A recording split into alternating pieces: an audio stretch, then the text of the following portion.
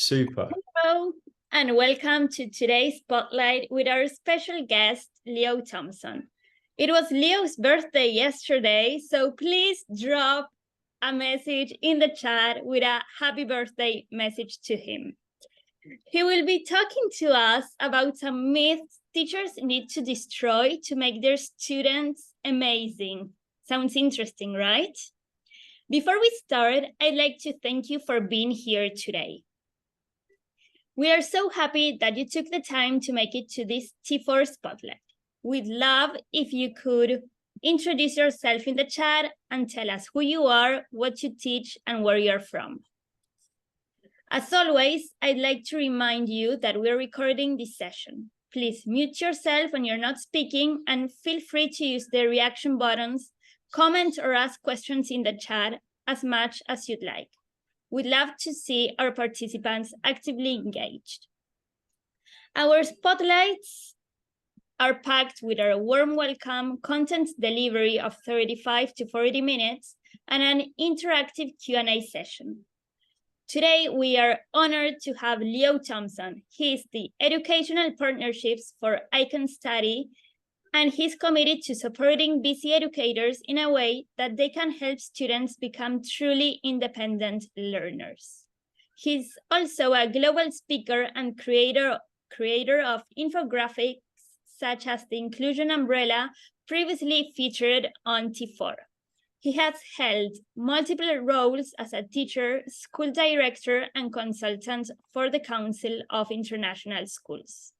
Now, let's give a warm welcome to him as he takes us on an immersive journey into the importance of making students thrive. So over to you, Leo. Thank you so much, gracias, Caro. That's really, really nice of you to introduce me. I feel the way you've introduced me is going to be way more impressive than I am going to be right now, but still I feel honored. And thank you everyone for your lovely birthday greetings. I turned 51 yesterday, which is, it's like, I don't know how I'm sort of dealing with it. And some of you obviously will be a bit older as well, but I realize I've gone past the century. So I'm still processing that. And yesterday I got a message from one of my boys who's 11, and he sent me a picture of him looking shocked. And he said, "Daddy, 51 ? So I'm still processing it. Hopefully, though, having lived all of those years, that's given me a little bit of wisdom and a little bit of insight that I can share with you all today. And I just want to say how honored and privileged I am that you've given up some of your time to be here. And I know how busy educators are. I am an educator. I am a teacher, even though sometimes I don't dress like one. Whenever I go to a school or visit a school, I tell the students I'm a teacher in disguise because I am at heart. And what I would like to do with you today, before we talk about these myths, these Loch Ness monsters that inherit education that we want to destroy, is I'd love you to do a little bit of an introduction yourself in the chat. We can use the chat feature, and you can kind of just write a little bit about you, so we know who you are, where you are, and, you know, something about how you identify. So concretely, Caro said, you know, I'm the head of educational partnerships for Icon Study, and my background is international schools. What do you do? You know, what's your role? Are you a teacher? Do you work in another part of education? What is it that you do? I'm based in Vienna in Austria, and I was born in Australia but grew up in the UK, but I've lived outside Austria now for 23 years. So maybe you could tell us a little bit about you and just post a comment in the chat. And I identify, like I said, I identify as a teacher, a learner. I really believe in humanitarian work. I try and do that as often as I can. I feel incredibly privileged to do the work that I get to do. And I really feel I should be sharing as much knowledge and being as helpful as possible to make a contribution. So I also do try and stretch my neurons and create things. And you can see that little infographic there called the Inclusion Umbrella, because I'm a great believer in inclusion. And I think that's one of my fundamental values as a human being. So beyond that, I also fully believe what Albert Einstein said, which is basically try and bring value to others. So it's a little quote that's meaningful to me. But I would love to know about you. So if you could just type something into the chat whilst I'm talking to you. No one cares about spelling. No one's going to mark you. You're not being assessed. It's just to get to sort of know you a little bit more. So, and yeah, I'd be grateful if everybody did that. And I can see people are already. Wow, Khalid's so fast. He's got in there. That's amazing. And yeah, thank you everyone for liking other people's comments as well and introducing each other and then connecting in that way. So I'm super excited by all of the time zones here and the diversity we've got. Trinidad and Tobago just caught my eye there. Lamia from Egypt. That's so cool. We've got people from Turkey, London. It's really great. Martha, who is a former colleague of mine and a very good friend. Thank you, Martha, for coming. It's great to have you here as well. And so many people, Wasif from Tunisia. So thank you so much for introducing yourselves. So please carry on doing that whilst I move the presentation slides on. Before we go into the myths and we dive into exploring the myths, there's something I really want to talk about, which is education nowadays has some way, in some form, lost its sight in terms of what it was. Once upon a time, it used to be its dream about flourishing, about humans thriving, about people learning for life, their life skill. And then suddenly we got into this world of exams and assessment and mile-wide curriculum. But education in itself is a beautiful thing. And so what I wanted to do is just find a few quotes to inspire us and sort of warm us up a little bit. And some of these go back to the ancient Greeks, to famous characters, famous writers, psychologists, artists, and it reflects different angles on life. So for me, I find inspiration in this. Sometimes I have to press the reset button and go back and think, what is learning? What is education really, really about?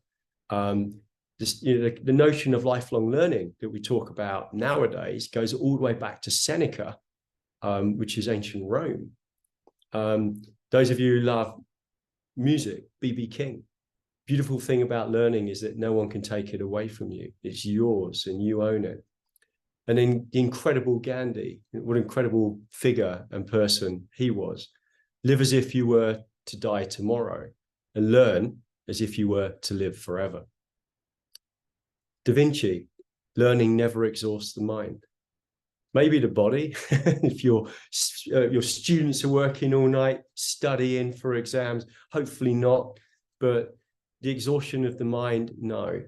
So we can always grow, we can always develop as people, even if our body starts to give up on us and we start to age. And then Brian Herbert is the author of June, the June series. The capacity to learn is a gift. The ability to learn is a skill, and the willingness to learn is a choice. And we're going to connect back to that in a minute.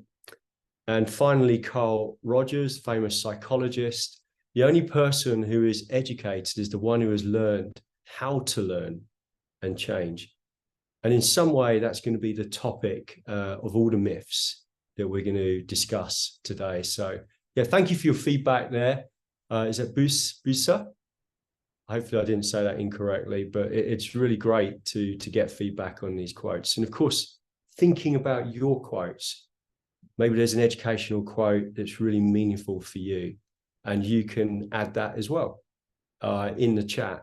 And what we'll do afterwards, Caro and Daniel and I have agreed that we will clean up the chat and organize it, and then we'll keep that as a record and we can share that later. So if you've got any great quotes or wisdom, please do use the chat to keep this interactive.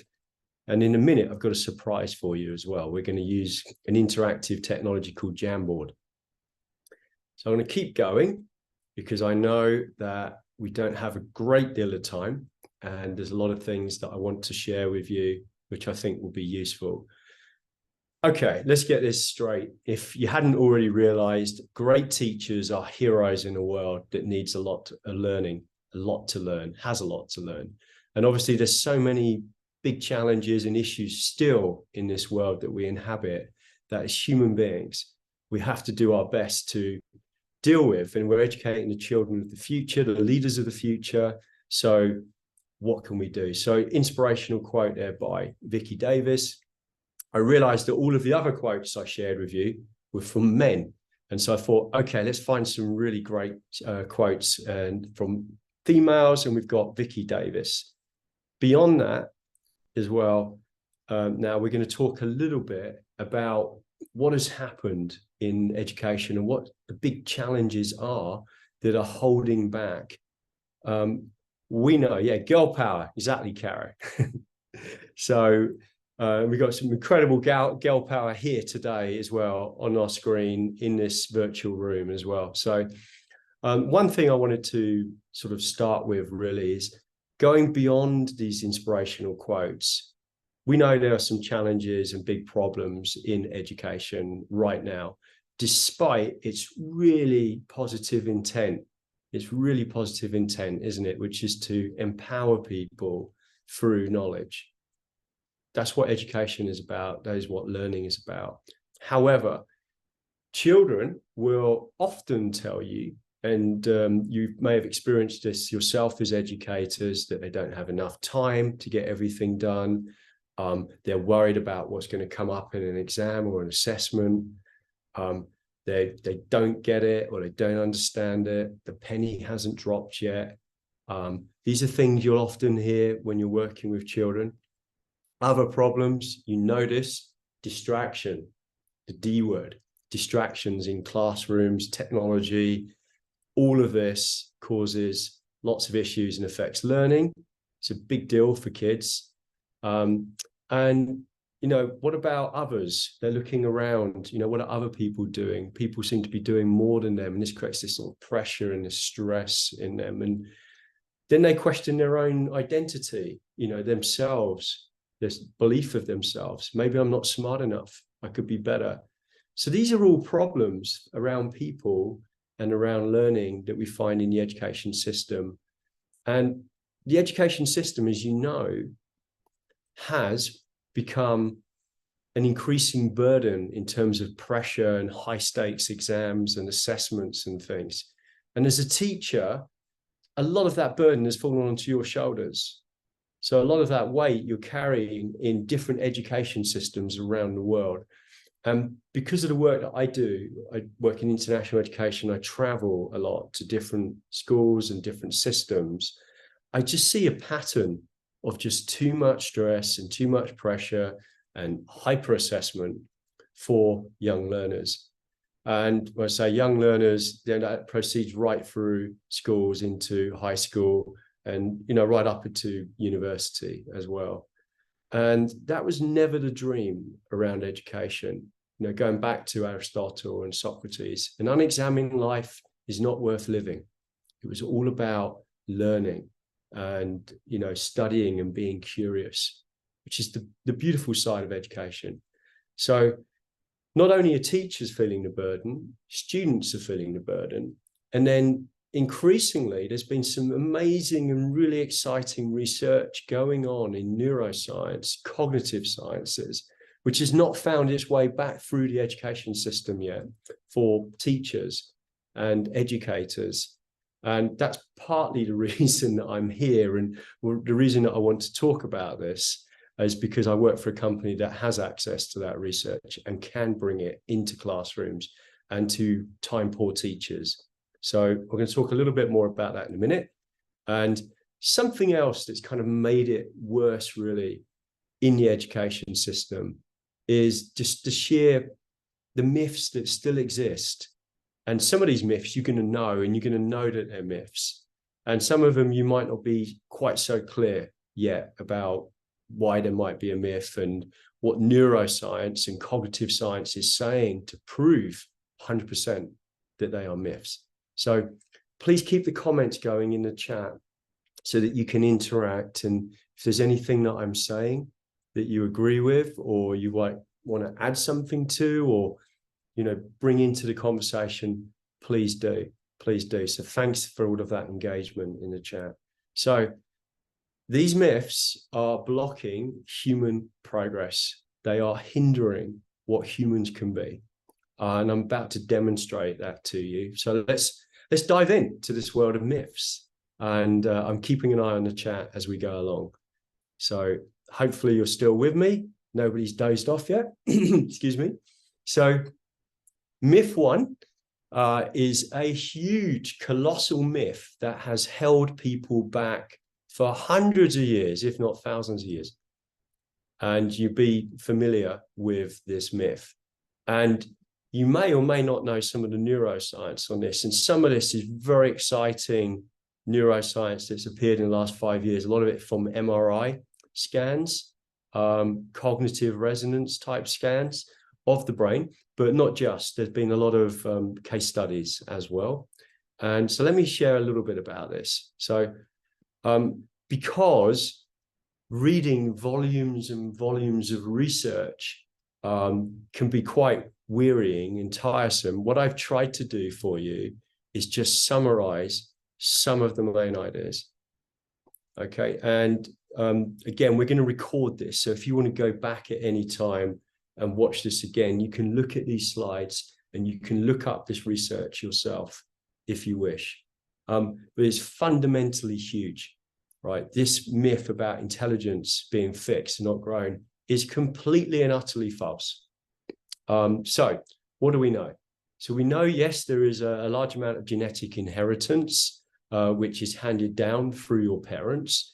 But what we also know is that there is significant fluidity to the intelligence of human beings through the training of the mind and of the memory and the thinking process. So MRIs have shown that the hippocampus, which is the part of the brain which controls memory and builds memory, can be expanded. They have shown that through certain activities, certain parts of the mind can be strengthened and grown. So not just structurally in terms of physical growth, the functionality of the mind can be changed and developed as well.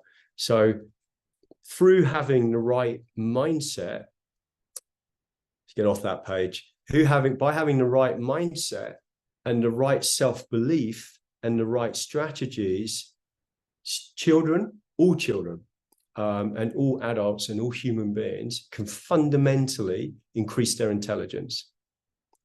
Fundamentally.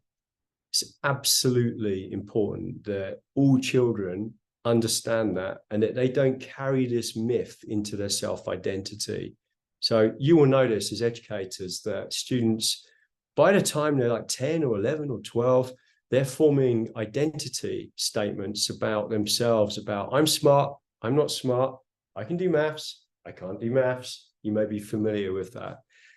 And it is mythological because they don't understand actually that they really can, with the right strategy, mindset, and focus, be able to do these things. So this is really fundamental. Now, all of you believe in kids because you went into education, you believe in your subject, and you really care about what you do. But you have the capacity, by having a coaching or mentoring relationship with a child, to absolutely change their view of themselves as learners. There are so many stories out there about the impact of this. And you've probably got it, with some of your people you've taught before as a caring educator. It's more than just your subject. If you believe in them as a person and you nurture them and you coach them and you say, hey, did you know if you do this, this can happen? So they change their fundamental beliefs. So there's this screenshot here is from one of my favorite YouTube videos. You may have seen Rita Pearson. It's such an inspirational video, and you can find it on YouTube, about being a champion for kids. Also, in that link, and Caro, maybe you can pick that one up, that link on the right in purple, you can see some of the celebrities who have talked about the impact of teachers, not just on them in the subject, but as a person, just from conveying your influence. So taking this back, and I would like to, just move this on to this slide. Children absolutely need to know that they can grow their intelligence, every single child. And by knowing that their mindset and approach will have as much impact on their development as their genetics, that can give them the hope and the confidence that they can start to take control of their learning and develop their learning. So that's backed up by neuroscience. This is irrefutable now. And that intelligence is grown by a mindset and skills that they can learn in your classrooms, through nurturing, through your support. And that has an absolutely massive potential on a child's sense of confidence and self-ability. And the earlier you sow those seeds, as like farmers of the human's growth, the more powerful that becomes. And that effect, you may know, is called the Pygmalion effect. So this goes back to a person called Roventhal, but we call it the Pygmalion effect, which is your ability as an adult to influence their self-belief. And once you start doing that, they realize that they can grow because your faith in them tells them that they can grow. And if you show them a bit of science as well, then you can prove it to them and say, hey, do not think you can't break through that glass ceiling that you have wherever you are, in whatever part of the world. So that's really, for me, fundamentally powerful learning that you can have as an adult, to destroy this myth, which is holding literally thousands of people, millions of people back, and it's fake. It's a real fake myth. So what I want to do is I'm going to put something in the Jamboard, see if this works now. This is me taking a huge risk here. I don't know if this is going to work, but we'll give it a shot. So what I would love you all to do is just click on the Jamboard here and see if you can all open it up. So what I wanted to do is just record any thinking whilst this is still going on. So what I'll do is I'll change my screen share so we're all on the same page here. Hopefully you're still with me. And you can see a Jamboard. A Jamboard is like a Padlet, and you can take a Post-it note. You should all be able to do this once you clicked on the link, and you can just type something in. So if you've got any ideas about that first myth, that intelligence fixed and cannot be grown, how you as an educator can change that with strategies or approaches, you can share them on this little Padlet here, this little Jamboard. So you can just put your ideas down there. You shouldn't need to install it. It should just be a Google link. But if it doesn't work for you, then you can post your comments in the chat. So to make sure that you're included. So you should just be able to click on that Google link, and you should just be able to collect that Post-it note, that sticky note there. Okay, I should send a reward for the first people to do it. Click on that where my cursor is on my screen, and you should be able to click on that. There you go, somebody's got it. And you can just put some ideas there as well. And then you can choose what color you want. Oh, I'm so sorry if you do need to install it. Okay, I didn't realize that. I thought it was not necessary. But if you feel you have to, then what you can do is just put your comments in the chat, and that's just as good. So what are your ideas as an educator to show that intelligence can be grown? Okay, so look for somebody's found a pen tool. Try and find a Post-it note. It's called a sticky note there on the left-hand side, and you can add those. Okay, so I'm just going to give you a minute or so, and then I'm going to move on to the next myth. So some good ideas coming there about role modeling. You can move your Post-it note around as well. Okay, so I think somebody's just come back into the room, and I'm just going to repost this again, the link, the Jamboard.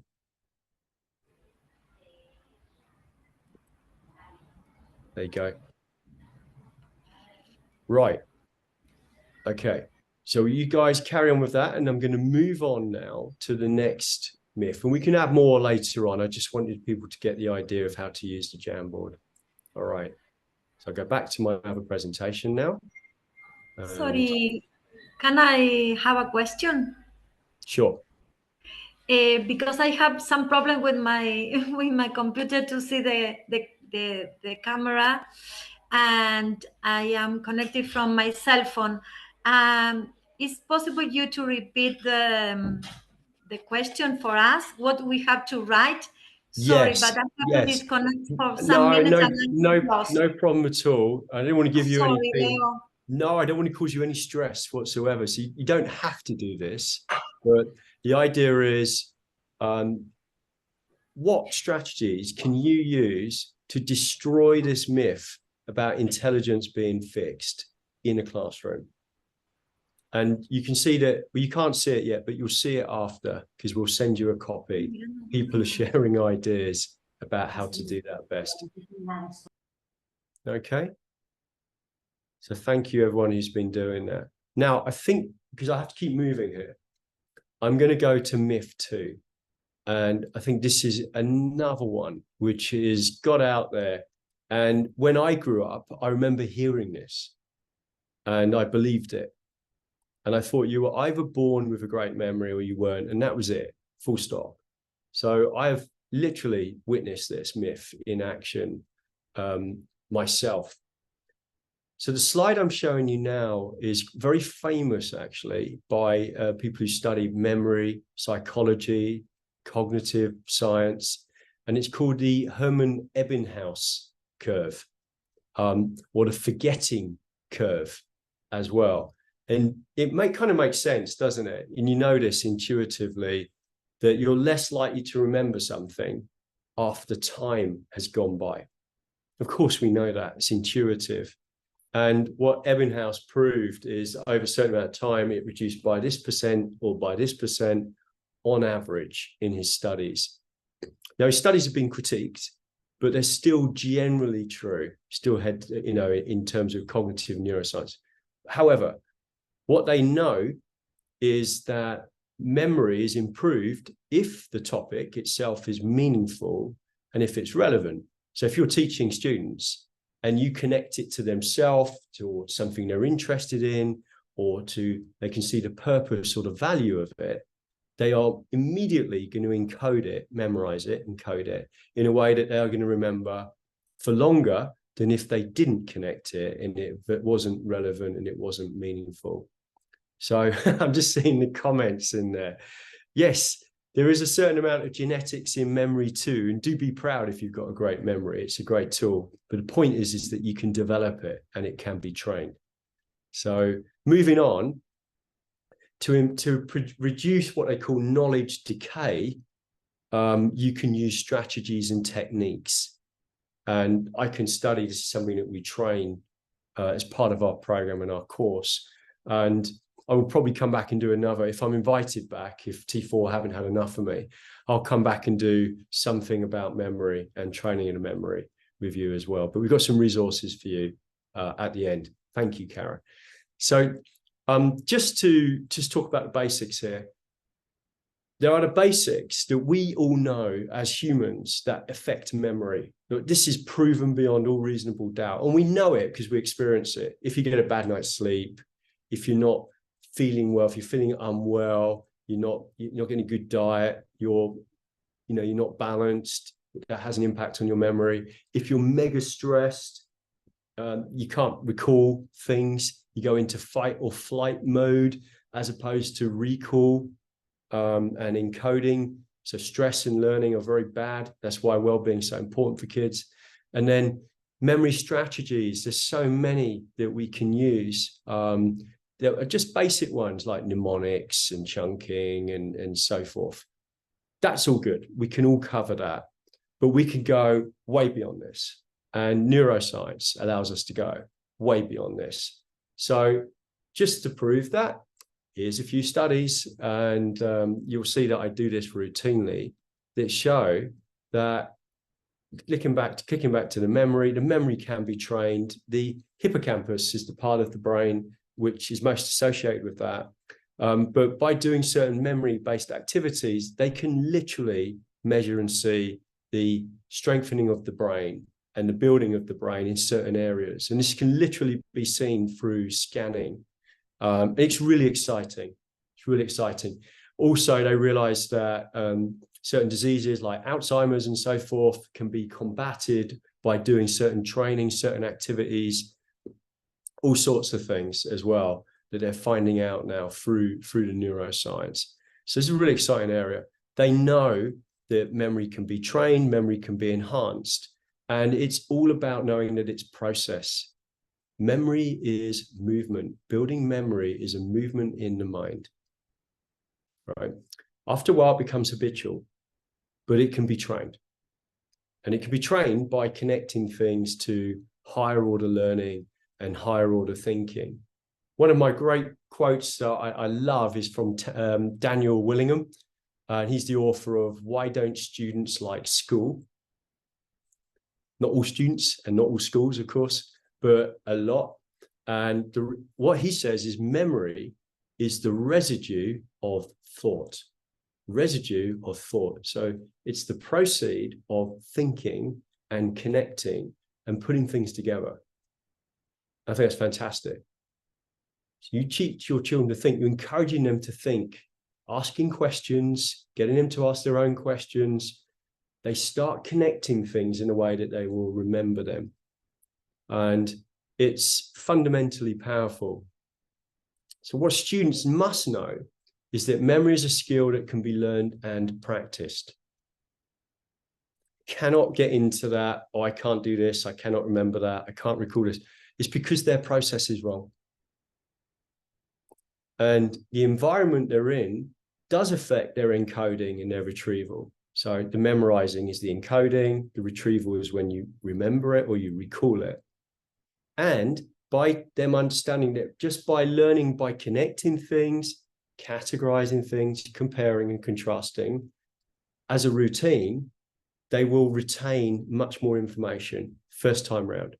So that Ebbinghaus curve is more like this because they're not forgetting it nearly as much and as fast. And just simply by replaying that information when you've spoken to them, or when they've read something, or when they've heard something, or they've watched something, to replay it in their mind there and then starts the process of putting it into the working memory, into the short-term memory. Children need to know that. So you can use all your tricks and recall strategies in the classroom, and you build that in. And the value is potentially massive. So, you know, basically working on memory with kids, it can be trained and it can be learned, and then they just need to know that. So it's still a very vital survival tool for life. You know, we go back to the cavemen and the stories and what they needed, but it's a survival tool. So memory is incredibly important to us still. And you can't just go and rely on just on your phone or an AI. Those are tools that will help us, but we still need memory, and we still need to be able to make those connections and recall information. It's a survival skill. So there's a little bit there on memory. If you happen to be on the Jamboard, on the second connection of the Jamboard, I also added some post-it notes for you. So just quickly, Caro, I'm probably running out of time here quite badly, am I? You said I would, and you were right. So if we go back to the Jamboard again, just add any post-it notes on the second slide, which I'll just do a quick screen share with you.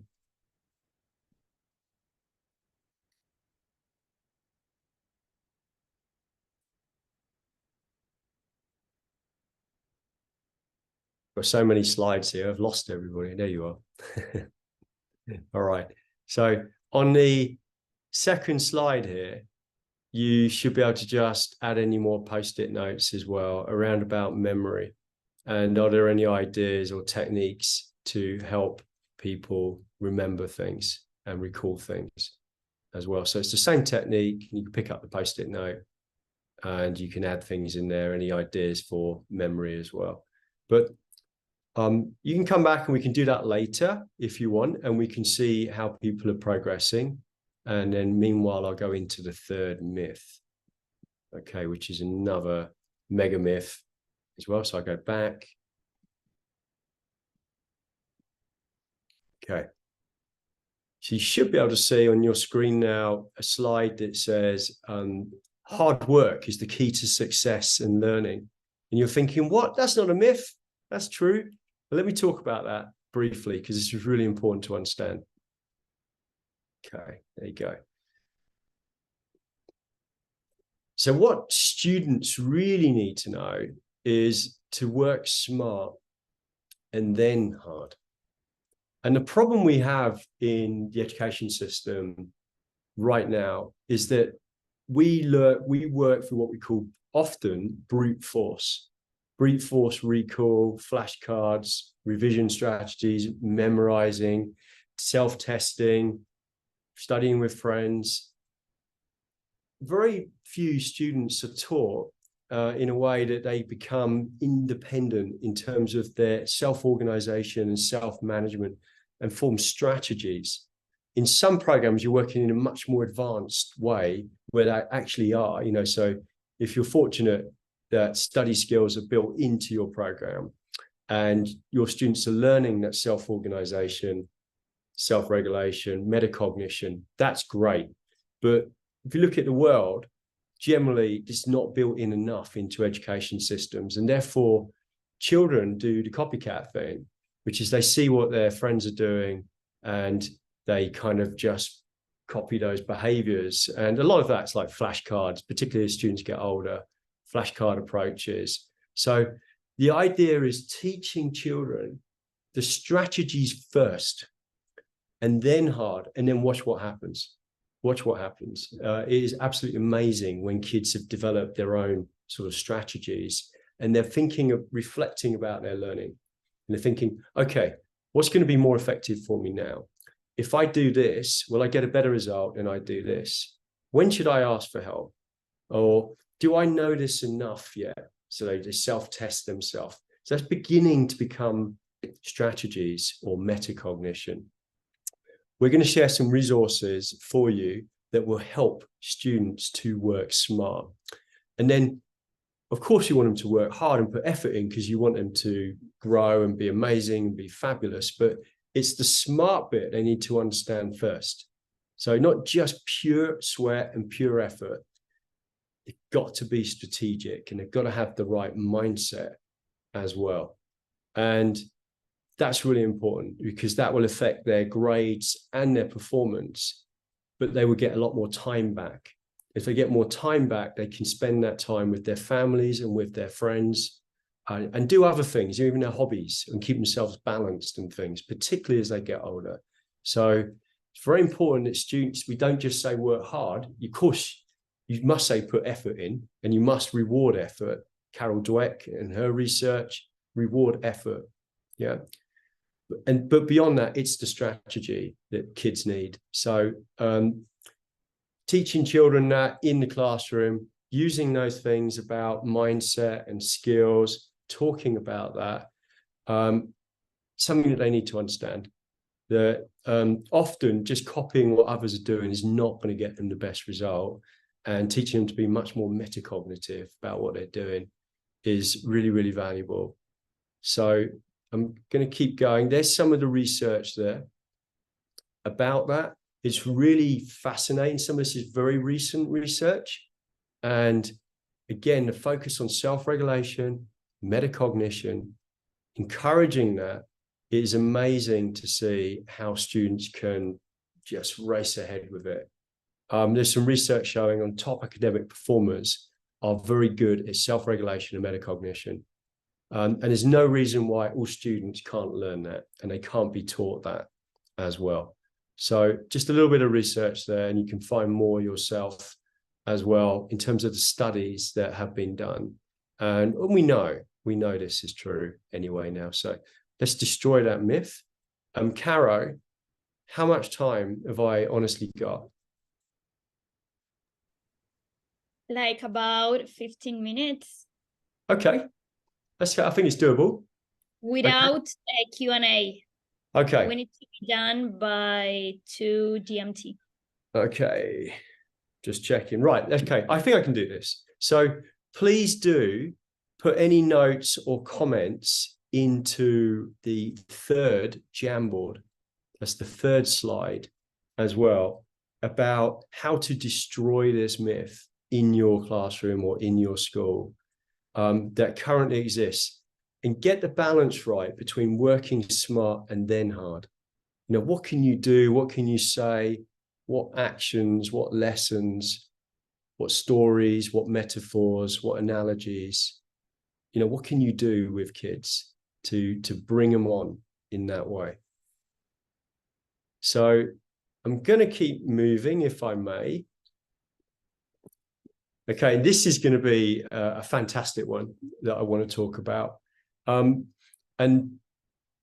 I'm just reading the comments actually in the chat. Keep the questions coming because I will come back and look at those as well. Right. Okay, this relates now, this next myth, to one of the biggest problems in the education system, which is over the years, the level of pressure and expectation on educators has just gone up and up and up. And therefore, the level of burnout and the level of stress on educators has just increased, you know, radically. A lot of this problem comes from above. It comes from pressure that's placed through universities, college admissions, employers to get academic results. So then the curriculum authorities have broadened the curriculum, have put more in, and then as teachers, you're feeling that you're having to cover this, your mile-wide curriculum inch deep, and go into great depth and then get kids ready for these exams and these assessments. And then at the same time, you're a mentor, you're a coach, you're supporting them, you're doing your assignments, you're doing your marking, you're doing your reports, you're grading, and you're trying to prepare these brilliant lessons. Yeah. And you're doing great. But it's really hard. And people who do not work in education do not understand the amount of pressure and the amount of time that goes in to producing great lessons. So what I'm going to say here is, of course, you want it to be a great teacher, and it's a gift. You know, I would say that a great teacher is not, they don't just understand the science of teaching, understand that it's an art. Teaching is an art and a science together. So what I Can Study is saying is we believe that by teaching students to become independent learners, by becoming more efficient learners, that starts to take some of the burden off you, because you will see the improvement in their results and their confidence. And you've kind of prepared that, you're preparing them for life as well, to sort of fly the school nest, as it were, and become independent. So working on efficiency, and what we were talking about previously, memory, recall, neuroplasticity, knowing that intelligence can be grown, getting them to start taking control and ownership of their learning will allow them to become more independent. And it takes some of the weight and the pressure off you until that education system can be reformed. So by building this into your classes, you will find that your students are becoming more efficient bit by bit.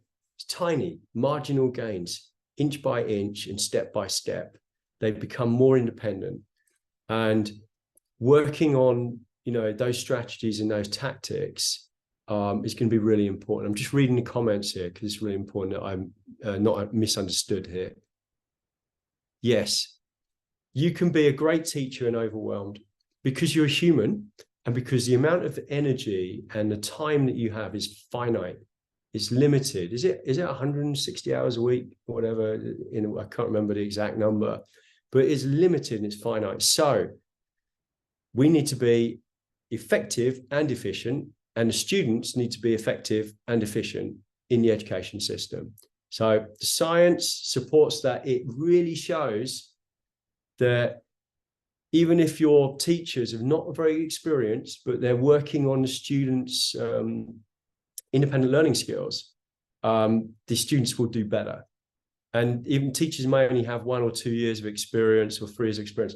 The teacher's efficacy will improve. Any reflective teacher who is learning, doing professional development is going to get better at it. But that takes time. I remember it took me, I felt maybe 5 or 6 years as a teacher before I really kind of felt in control and knew that I was, I felt competent. I was having, a good effect size. But I wasn't teaching students how to learn independently. And that was a mistake I made. So now you can, and we will share resources that will help you do that. So I'm a great believer in teachers. I think teachers amongst the most noble profession there is, and they're trying to do the right thing and they're giving back to the world and preparing kids for the future. But it is hard work, and I remember it. So, I taught for 10, 15 years before I became a head of school. It is hard work. So what can we do to make that more efficient? So students, helping them grow their independent study skills, develop an independent learning mindset, and building that learning independence. And the great thing is this can start with the younger ones. It can start with the primary students. This is not something that just has to happen in secondary. Teachers are working on this with the younger students, telling them stories, giving them metaphors, giving them analogies, getting them to realize, encouraging them bit by bit, they can just take a bit more control and a bit more ownership. And it is amazingly powerful. And it can start with the younger ones as well. So it's great because I've got some primary teachers here today as well. And the other thing I want to say as a teacher is there is a limit. And unfortunately, so many teachers have been pushed beyond that limit through no fault of their own. And it's begun to cost people's health. Well, not begun, it's been happening for years. So the message is integrate metacognition, self-regulated learning into your teaching.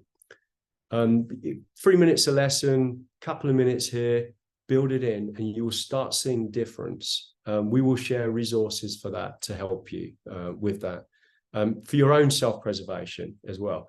So it cannot guarantee that students are going to become the best in the world or whatever, but they can become much better versions of themselves by building this in. And then you would have also seen them becoming more independent as learners as well. And that is just a gift. So that's what we call win-win. There's a useful little model that I found here, and it's by Joyce Matthews. And ultimately, as those students become more self-directed and more autonomous, your role in the classroom is more facilitator, it's more motivator, and even a consultant. So you don't have to just be the sage on the stage anymore, right? You can move to a different position as an educator, which is more like coach and mentor and motivator as well. And you can get there step by step, inch by inch. It's not going to happen overnight, but you can build that into your education system, and it is a gift to yourself and to your students. Caro, how long have I got? Like 8 minutes? Yeah, and if you could please leave a time for Q&A, that'd be great. Yeah, okay. I will stay on at the end, but I know some of you will have to go and rush off. But I'm going to share some connections and linked in stuff afterwards, so you can seek me out if you want to talk. So this is massive, by the way. This is Myth 5. I left this to the last because so many of you would have heard of this, and you will know about this one. This is the enormous mix-up that has happened around learning styles, which is one of the most seductive and exciting sounding things, that we all have learning styles. Okay, this still exists in education. You might be thinking, what? Yeah, of course we've all got learning styles. Well, what the neuroscience is showing is that we have learning preferences, but our learning styles are actually this. So we're all visual learners. We are all auditory learners. We are all kinesthetic learners.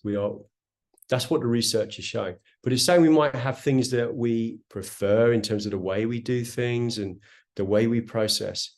But in terms of the actual learning, There is no research that has proven learning styles. In fact, what the research is showing is use multimodal teaching, what is often known as sort of UDL, universal by design sort of teaching approaches, where you use a range at the same time. So you're not just speaking, you're using graphics, using infographics, you're using images. For using images, you're talking about it, you're explaining it, and you're using all of the hemispheres of the brain, both sides of the brain, okay? Because the wiring, dual coding is the theory that actually still holds true, is that you are coding verbally and non-verbally and using images and graphics all the time. And if you combine those neural pathways, because they're separate, and they use both the left-hand side and the right-hand side hemisphere of the brain, then you are be able to make the most powerful memory. So the message to teachers is to be multimodal, and don't do what happened in the sort of early 90s, 2000s, which is everyone does what's called a VARC assessment, which was visual, auditory, kinesthetic. I've missed something. Was it VAC or VARC? I think I've missed one. Anyway, and then people were paying companies to come in and do all these assessments, and people were saying, well, I'm a visual learner, I'm a kinesthetic learner, and then the teacher was expected to adapt to the visual learner, and then adapt to the kinesthetic learner, and adapt to the auditory learner, and that does not even fit the science. And so Howard Gardner, who did create the theory of multiple intelligences, I think there's 9 of them now, I think he added a few more, he said, even I've been misquoted. I never meant learning styles. That's not what I meant. I meant multiple intelligences. And these are things can be developed. Intelligence can be grown. We've just been talking about that. But it was a big mix-up in education. So the message for teachers is, by the way, this is a brilliant article on it. Sorry. Cara, can you put that? I'll go back. I messed up. Cara, can you put that link from that slide into the chat so people can read that afterwards? This gives you a very balanced sort of profile or read up around this topic. And you can see why people misunderstood it. And then the message in the classroom is, it's really, really important that students do realize they can grow their various intelligences in different ways, through metacognition and through practice, whatever the 10,000 hours to expertise, that's not always going to apply, but it can be grown. And these various intelligences can be grown. That learning higher order thinking is really key to this, making those connections, contrasting, comparing, categorizing, those 4 C's. That learning preferences are not styles, but more about what we enjoy. Yeah, that is different to how we process information and how we actually learn, which is actually remarkably similar. And the intelligence is grown by strategies that can be practiced and learned. So if you're teaching, be really multimodal, mix it up, make sure you teach things in different ways, you explain things in different ways, use models, use experiential, but combine that. And then instilling that self-belief in the kids and letting them know that their intelligence and all of their skills can be learned, which goes back to myth number 1, there's a connection there, is fundamentally powerful. So I would suggest reading up on dual coding. That goes back to a guy called Alan Pavio. And that theory goes back to the 70s, and it's proven to be true, like over and over again. And that's really exciting, because that means be multimodal when you're teaching.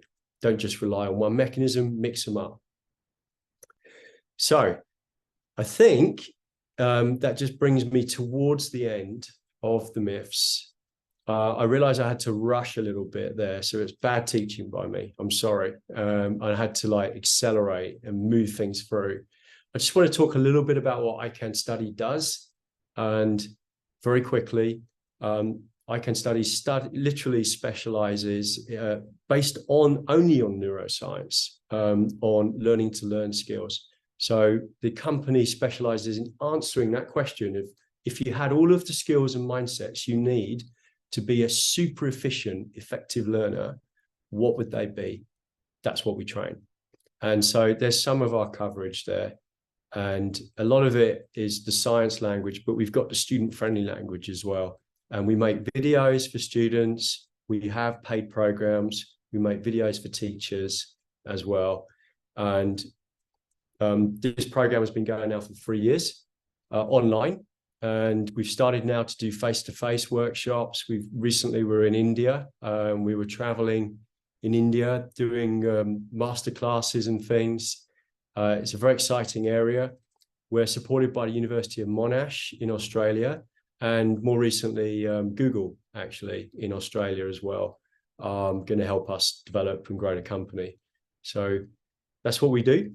Very excited to be with T4 today, and super excited that you've been here and you've given up your time generously.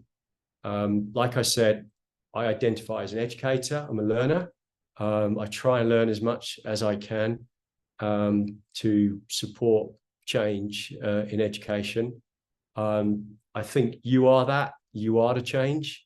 And, just be aware of the power and influence that you've got as adults on young people, not just for them in terms of their confidence as individuals, but their ability to learn and become independent learners who can, master and just become great learners for life. This goes back to the work of Seneca. So, thank you so much. And we will share, I think, in follow-up, a copy of the slides, the recording, and we'll also share the resources that we've got for you, which are free. There is no cost and there is no expectation.